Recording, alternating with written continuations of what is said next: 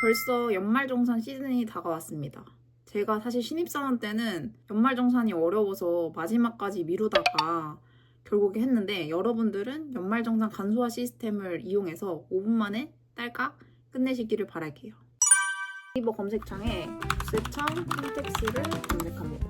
부세청 홈택스에 들어가면 여기 홈택스 신고 안내 임시 페이지가 있고, 저희는 연말정산 간소화 요 페이지를 들어갈 거예요. 들어가서 본인의 이름이랑 주민등록번호를 누르시고 금융인증이나 간편인증으로 진행을 하시면 돼요. 저는 간편인증으로 진행을 해서 인증이 완료됐습니다. 여기서 연말정산 간소화 시스템에 들어왔고요. 연말정산 간소화를 시작하기 누르시면 됩니다. 내용에 동의하고 간소화 자료를 열람하겠습니다. 요거를 클릭하시고 연말정산 간소화 시작하기를 누르세요.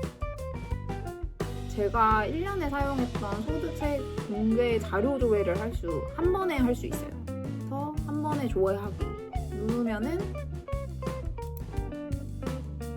이제 본인이 얼마나 썼는지, 신용카드, 직불카드, 현금 영수증 이렇게 나옵니다.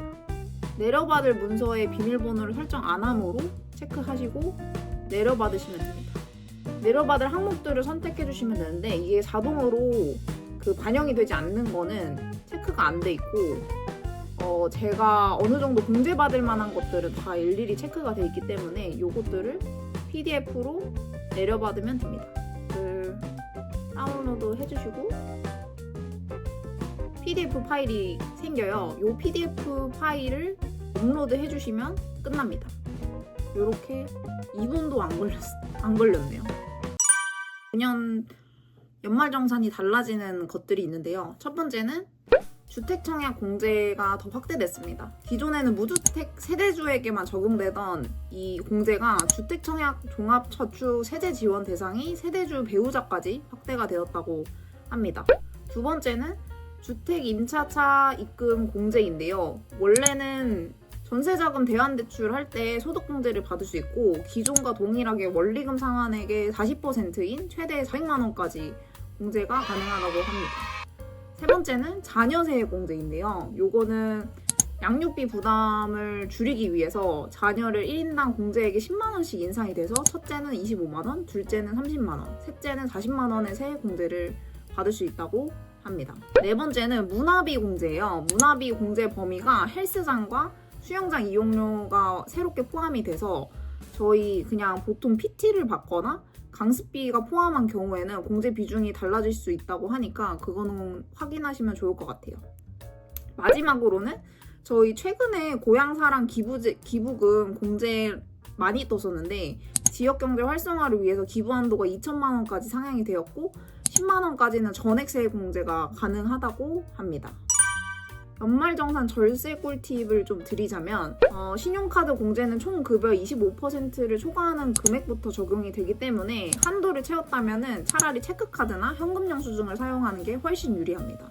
두 번째는 전통시장이나 대중교통, 문화비 같은 항목들을 잘 분배하면 추가 공제가 가능합니다. 세 번째는 소득이 없는 배우자나 부양 자녀가 사용한 카드나 현금 영수증 금액도 합산 공제가 가능하지만 형제자매가 사용한 내역은 합산할 수 없기 때문에 요거는 주의하면 좋을 것 같아요. 네 번째는 의료비는 총 급여 대비 의료비 지출 비율이 높은 사람한테 유리하고, 교육비는 소득이 있는 배우자가 직접 공제받아야 환급 효과가 극대화할 수 있습니다. 마지막으로는 기부 영수증은 직접 챙겨셔야 돼요. 기부단체 기부금은 홈택스 간소화 자료에 누락되는 경우가 많아서 반드시 해당 기관 홈페이지에서 영수증을 직접 받아 첨부가 필요하다고 합니다. 육아휴직 중에 연말정산을 해야 될까 많이 고민들 하실 텐데요. 육아휴직 급여는 비과세입니다. 고용보험에서 나오는 육아휴직 급여는 소득세법상 비과세라서 연말정산 대상 소득에 아예 포함이 되지 않습니다. 회사에서 받은 과세급여만 연말정산을 한다고 합니다. 예를 들어서 올해 1월부터 6월까지 회사에서 급여를 받다가 7월부터 육아휴직을 시작했다면 1월에서 6월까지 받은 급여만 총 급여에 포함이 됩니다. 7월부터 12월까지 받은 육아휴직 급여는 연말정산에 전혀 포함되지 않아요. 그럼 육아휴직 중 연말정산 안 해도 될까? 그거는 아니에요. 그 회사에서 받은 과세급여 500만 원을 넘느냐 안 넘느냐 그게 중요하다고 합니다. 총 급여가 500만 원이 넘는 경우에 앞에서 저희가 살펴봤던 것처럼 홈택스 간소화 자료를 다운받아서 회사에 제출을 하고 다른 사람이랑 똑같이 연말정산을 진행을 하면 돼요. 하지만 총 급여가 500만 원이 안 되는 경우에는 배우자 쪽 연말정산에 포함을 해서 그 본인 기본공제 대상 150만 원을 넣을 수 있다고 합니다.